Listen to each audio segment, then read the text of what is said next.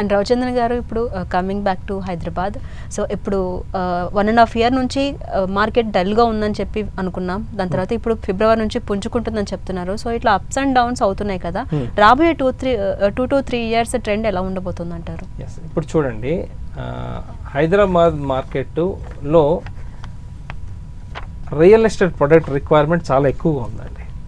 ఇక్కడ ఎక్కువగా జనాలు మైగ్రేట్ అవుతున్నారు. పీపుల్ ఆర్ మైగ్రేటింగ్, లక్షల్లో వస్తున్నారు ప్రతి సంవత్సరం. అంటే ఉద్యోగాలు బికాస్ నెంబర్ ఆఫ్ ఆపర్చునిటీస్ ఇక్కడ ఉన్నాయి.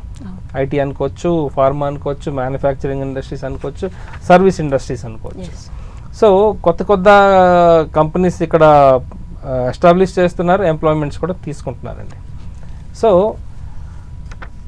ఎంతమంది వస్తున్నారు, అన్ని ఇల్లులు అయితే కావాలి కదండి.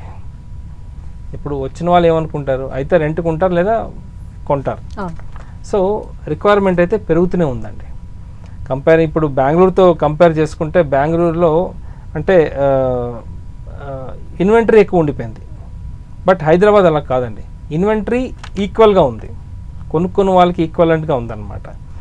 సో అది ఎలా చెప్తున్నానంటే, కొన్ని ప్రాజెక్ట్స్లో అసలు ఇప్పుడు ఇంకా కన్స్ట్రక్షన్ అవుతున్నాయి కానీ యూనిట్స్ లేవండి సేల్కి.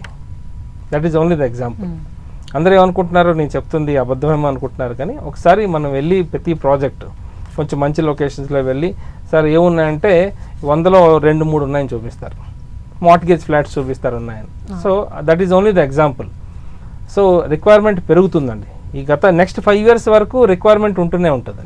దాని తర్వాత సాచురేషన్ వచ్చేస్తుంది.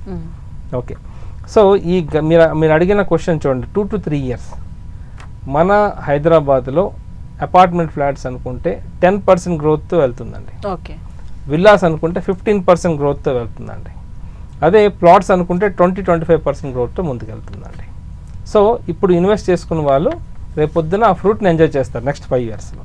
5 years తర్వాత ఇన్వెస్ట్ చేశారనుకోండి, సాచురేషన్ వచ్చేస్తుంది కాబట్టి పర్సంటేజ్ ఆఫ్ గ్రోత్ తగ్గిపోతుంది. ఓకే.